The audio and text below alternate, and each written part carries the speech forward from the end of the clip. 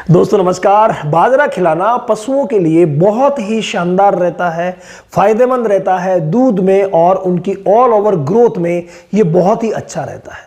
लेकिन क्या आपको पता है कि इसके बहुत से नुकसान हैं? उनमें से आज मैं 3 ऐसे बड़े नुकसान आपको बताने जा रहा हूं जिनको कि हर पशुपालक भाई को जानना बहुत ज्यादा जरूरी है कि बाजरा जहां पैदावार ज्यादा होती है वहां पर बाजरा पशुओं को खिलाया भी ज्यादा जाता है और ये ज्यादा यानी अति खिलाना नुकसानदायक होता है। तो उसके जो 3 पहलू है वो कौन कौन से हैं? नंबर 1, रिपीट ब्रीडिंग में इसकी बहुत बड़ी भूमिका है।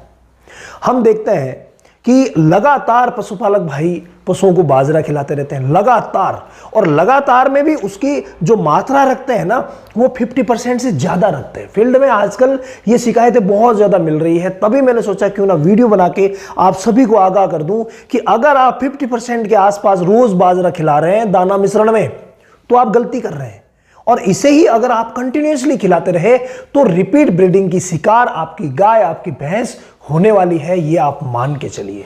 बाजरा खिलाइए, बहुत ही अच्छी बात है, लेकिन कभी भी 30% से ज्यादा यानी 10 किलो आप दाना मिश्रण बना रहे हैं तो 3 किलो से ज्यादा किसी भी सूरत में बाजरा नहीं होना चाहिए, ये विशेष ध्यान दें। और अगर आप 2 किलो रखें साथ में दूसरे अनाज भी अगर साथ में रखें तो बहुत ही अच्छा रहता है। यानी इसको हमें 30% से ज्यादा किसी भी सूरत में नहीं देना है, तभी ये रिपीट ब्रीडिंग की शिकायत करता है। कैसे करता है? बाजरा गर्म तासीर का है और लगातार हम अगर पशुओं को खिलाते हैं लगातार ही, चाहे वो हीपर है, चाहे वो दूध दे रही है, चाहे वो गाभिन है, तो ऐसी अवस्था में धीरे धीरे करके ये शरीर की गर्मी का कारण बनता है और नतीजा रिपीट ब्रीडिंग, यानी पशु फिर गाभिन नहीं ठहरता है, बार बार रिपीट होता रहता है। तो इसीलिए हमें खिलाना है बाजरा, लेकिन लिमिट में खिलाना है। इसके अलावा जो दूसरा नुकसान हम देख रहे हैं वो भी इसकी तासीर से जुड़ा हुआ ही है, और वो क्या है? वो है फ्रेंड, गाभिन को भी कई पशुपालक भाई बाजरा खिलाना बंद नहीं करते हैं। तो गाभिन को अगर आप बंद नहीं करोगे तो गाभिन ठहरने में तो दिक्कत होगी, लेकिन अगर वो गाभिन ठहर भी गई है तो अबॉर्शन हो सकता है, यानी बच्चा गिरा सकता है।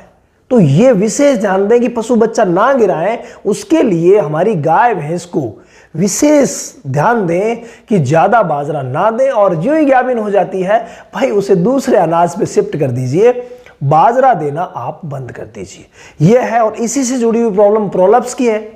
आजकल आप देख रहे हैं फूल पाछा की शिकायतें बहुत ज्यादा हो रही है, तो उसके पीछे भी रीजन जो है, अगर लगातार आप बाजरा खिला रहे हैं तो उसे बंद कर दीजिए।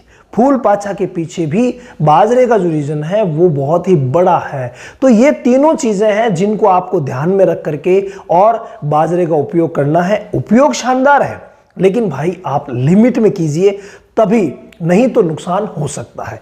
इसके अलावा जो बड़ा नुकसान देखने को मिलता है कि जहां बाजरे की पैदावार ज्यादा खिलाते हैं, और जब ज्यादा खिलाते हैं तो ये कार्बोहाइड्रेट का बहुत अच्छा सोर्स है, लेकिन यही कार्बोहाइड्रेट जब ज्यादा जाती है तो रूमन के अंदर एसिडोसिस पनप जाता है, यानी रूमन की पीएच कम हो जाती है। तो जो रूमिनल एसिडोसिस हो जाता है उससे फिर पशु धीरे धीरे ऑफ फीड होते जाते हैं, दूध कम होता जाता है, प्रोडक्शन के साथ साथ उनमें लेमनेस की शिकायतें होती रहती है, लंगड़ेपन की शिकायत, और धीरे धीरे कमजोर होते जाते हैं। तो कभी भी आप इसे अकेला ना खिलाएं।